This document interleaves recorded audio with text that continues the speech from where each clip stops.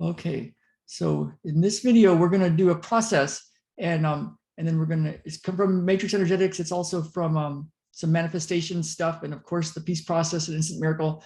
So what you can do is just think about it. You can call it different things, like I like to call it your definite chief aim in life.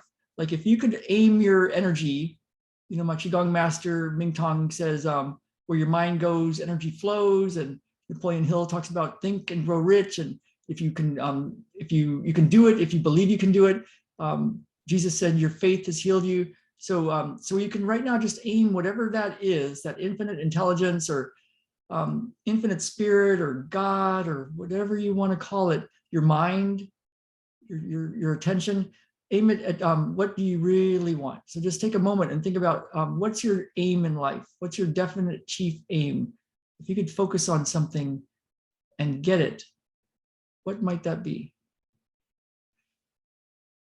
Okay. Awesome. And we've got a great group of us here. So we're using a lot of power because we're all doing this together in the Atomic Success Group. Now, what's your chief aim in life? Now, you know, just like the idea of like you're driving a motorcycle up a hill, a mountain, the one place you don't look, of course, is down. You don't think those negative, like what's the worst case scenario things, you don't dwell in there. You don't think of the past, the road you've been on. You don't think of like, is there a pothole or a washed out part ahead of you? You just focused on where you are in the moment and you've got this aim that you're going for. And another way that it came in this weekend was there's an Olympic runner that I don't need to mention her name, but she had a training partner who was also an Olympic runner before that, and they're all training together, and they've got their husbands, and so they're women, and they've got their husbands, and one of them has a baby now, but the other one is still at the height of her running career, and they were talking about their life and their lifestyle, and it's very ritualized, like they eat at a certain time, and they go to bed, and they think certain things, and it's all directed towards this one runner achieving her goal. And she just set the American record in the marathon, 2:18 in the marathon. But the life was very directed, and her people around her all had the same definite chief aim. And it was fun. It was a blast. And there was nobody with ulterior motives. There was, you know, they had worked through their fears. They had a plan. They felt good about their plan. They had faith in their plan. They did their work. They did it together. They had a small team, but it was really powerful. So we've got a group here, and it's a mastermind, because when where two or more are gathered, you know, there I am also.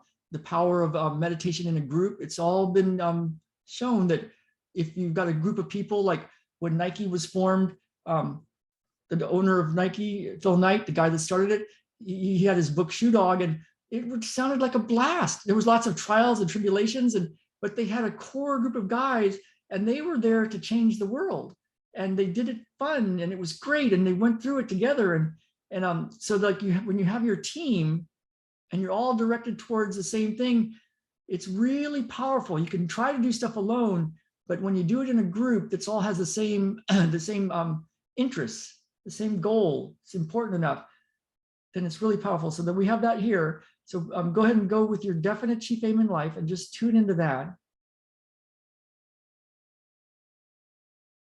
And we know that thoughts are very key. So if you have, you know, some people are like, well, you know what, you got to be realistic. I'm not going to just be Pollyannish about it and just think positive thoughts and happy thoughts.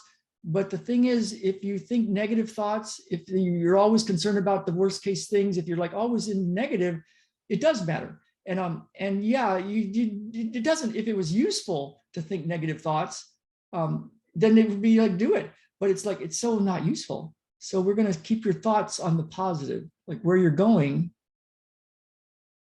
And then we're going to keep your emotions on the positive emotions of health, happiness, freedom, gratitude, joy, peace, emotions of abundance,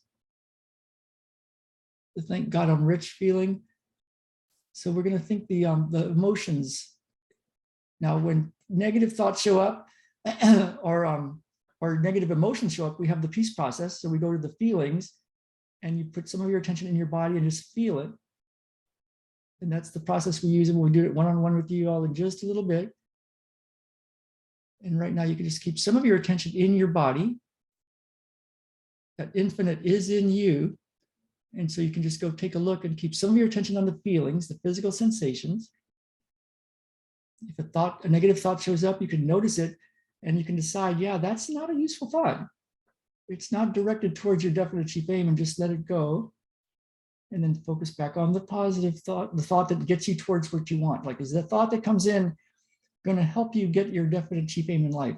Because you're going to focus on it like that Olympic runner. And now go to gratitude of having it. What would it feel like? What's the feeling of getting it? To be grateful for that. Now I'm going to do something for matrix energetics. There's a frequency. It's called frequency 9. And I'm going to drop it right into your field, right into your awareness. It's called spiritual DeFrag. And so spiritual DeFrag is, as it sounds, clearing the stuff that's, it's like literally a defrag, like a computer of your thoughts, your emotions, clearing anything that's not useful. So let's do frequency 9, spiritual DeFrag.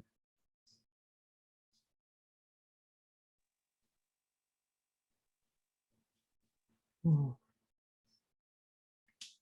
going to bring in frequency 4, which is physical manifestation, physical restructuring.